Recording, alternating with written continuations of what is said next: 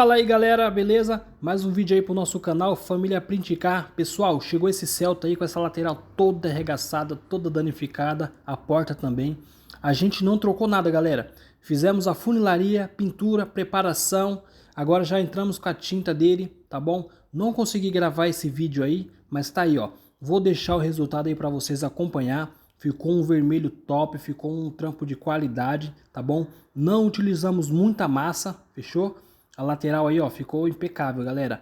Assiste até o final do vídeo que vocês vão gostar do resultado, fechou? Pessoal, se inscreve aí no nosso canal Família Print Car, tá bom?